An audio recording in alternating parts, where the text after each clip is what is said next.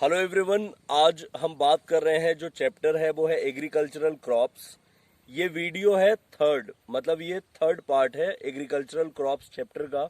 इसके पहले दो वीडियो मैंने बनाए हैं इस चैप्टर पे, जिसमें मैंने व्हीट, राइस, मेज, मिलेट्स में ज्वार, बाजरा और रागी, इसके अलावा टी और कॉफ़ी एक्सप्लेन किया है। अगर आपने पार्ट फर्स्ट और पार्ट सेकेंड नहीं देखे हैं तो आप क्लास 8 की प्लेलिस्ट में जाके मेरे चैनल पे क्लास 8 की जो प्लेलिस्ट है उसमें आप जाके देख सकते हो। इसके अलावा आज जो वीडियो मैं बना रहा हूँ, ये वीडियो जो है ये एग्रीकल्चरल क्रॉप्स के ऊपर है। और एग्रीकल्चरल क्रॉप्स में आज हम बात करेंगे फाइबर क्रॉप्स की, जिनसे कपड़े बनाए जाते हैं। तो बेसिकली दो क्रॉप्स मैं आज डिस्कस करूंगा। इसमें से फर्स्ट है कॉटन और सेकंड है जूट। कॉटन का यूज़ आप सबको पता है कि कॉटन जो है वो मेजर सोर्स है, प्राइमरी सोर्स है हमारे क्लॉथ्स के लिए। और जो क्लॉथ्स आप जनरली जो पहनते हैं, वो जो क्लॉथ्स होते हैं वो कॉटन से ही सोर्स किए जाते हैं, मोस्ट ऑफ देम। तो कॉटन, आपको पता है कि हमारे यहाँ जो सिविलाइजेशंस रही हैं, लाइक इंदुस वैली सिविलाइजेशन हमारे इंडिया में, जिसमें विलेजेस थे हड़प्पा, मोहनजोदाड़ो, या फिर आपका जो लोथल, कासीबंगा, ये सब जो गांव थे 12-13 जो इंदुस वैली के किनारे, इंडिया और पाकिस्तान का जो आज बॉर्डर वो लगभग हो जाता है। तो इंडिया और पाकिस्तान के जो बॉर्डर पे जो इंदुस जो नदी है वो उसके दोनों तरफ जो है वो विलेजेस थे। कुछ विलेजेस उसके गुजरात, राजस्थान में भी हैं। ये जो विलेजेस थे, इनमें भी पता चला है कि उस समय के लोग भी इतने एफिशिएंट थे कि वो कॉटन के क्रॉप से कॉटन के क्लॉथ्स बनाते होंगे। तो कॉटन का यूज बहुत पुराना है। अब बात करते हैं कॉटन को क्लाइमेट कैसा चाहिए। तो कॉटन को जो क्लाइमेट चाहिए वो चाहिए 21 डिग्री से लेके 30 डिग्री सेल्सियस का। तो कॉटन जब निकलता है प्लांट से तो 26 डिग्री सेल्सियस का टेम्परेचर होना चाहिए, है ना। उससे कम होगा तो फिर प्रॉब्लम होगी।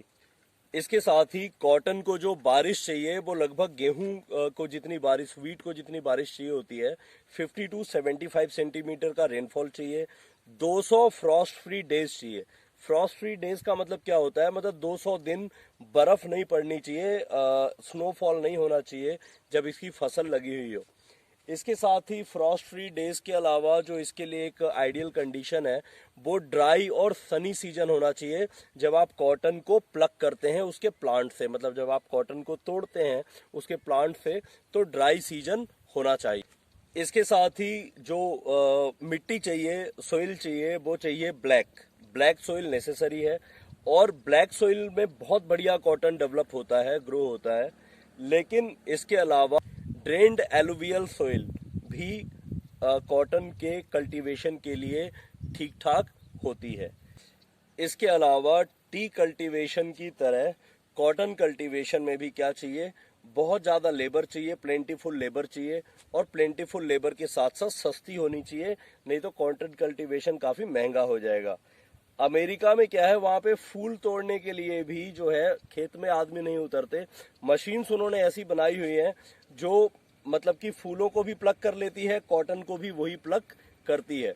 तो कॉटन का हार्वेस्टिंग करने के लिए भी वहां पे क्या है, मशीन्स बनाई गई हैं अमेरिका में।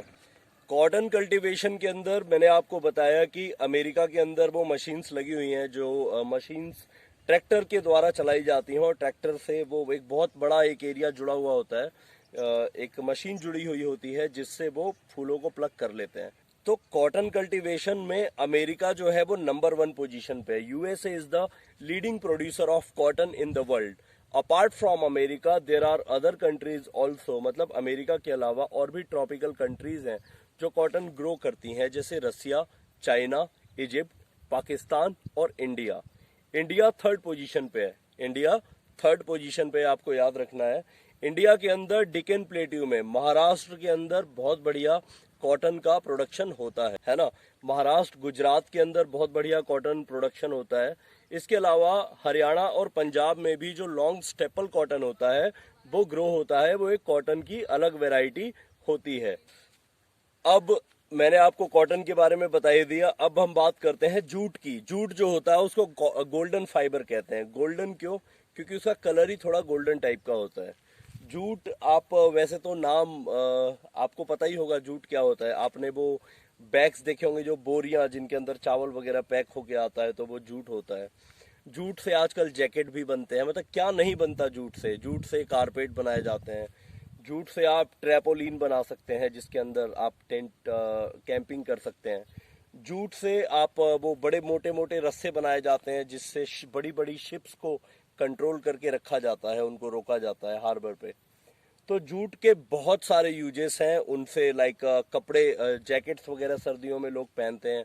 डिजाइनर बैग्स आजकल जूट से बनने लगे हैं। तो जूट की ना, इससे भी एक और अच्छी बात यह है कि इसको ऑब्टेन करने का जो तरीका है ना, वो इसको सबसे अलग बनाता है, सारे क्रॉप से अलग बनाता है। इसको क्या करते हैं, सबसे पहले तो ये ट्रॉपिकल क्लाइमेट में होता है, ट्रॉपिकल रीजन में होता है। ट्रॉपिकल रीजन में जैसा क्लाइमेट होता है वो इसके लिए फेवरेबल होता है। इसके अलावा जूट जो है उसको लाइक उसके जो पौधे होते हैं, प्लांट, उसको काट लिया जाता है, मतलब हार्वेस्ट कर लिया जाता है। उसको फिर पानी में रख दिया जाता है, स्टैग्नेंट वाटर, रुका हुआ पानी। वो पॉन्ड में आप पटक दो, फ्लड वाटर कहीं पे है वहां आप पटक के उसको छोड़ दो, नदी के किनारे पटक दो, उसको पानी में रहना चाहिए। अब उसको जब निकालते हैं कुछ दिनों के बाद, तो उसी के अंदर से उसका जो स्किन होता है प्लांट का, उसको छुड़ा लिया जाता है। तो इस तरीके से जूट हमें प्राप्त होता है।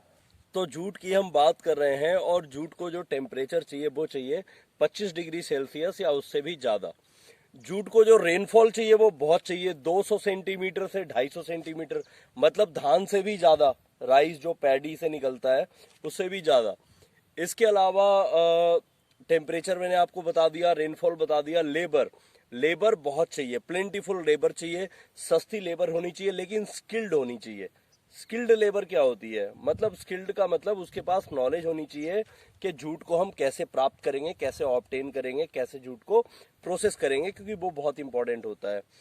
इसके अलावा जूट जहाँ पे होता है तो वो जूट में इंडिया और बांग्लादेश दोनों मिला के 70% पूरे वर्ल्ड का जूट प्रोडक्शन करते हैं। 1890 में, 1890 में, ये मैं आपको एक हिस्ट्री की चीज बता रहा हूँ, 1890 में जूट जो था उसका 90% प्रोडक्शन भारत करता था, क्योंकि उस समय बांग्लादेश जो है वो भारत का ही पार्ट था। अब ये जो जूट होता है ये इंडिया के सबसे ज्यादा होता है वेस्ट बंगाल में। इसके बाद असम, बिहार, उड़ीसा, इन राज्यों में भी जूट होता है, क्योंकि यहाँ पे ह्यूमिडिटी ज्यादा होती है। तो जूट के लिए क्या चाहिए, 25 डिग्री सेल्सियस से ज्यादा का टेम्परेचर और ह्यूमिडिटी होनी चाहिए।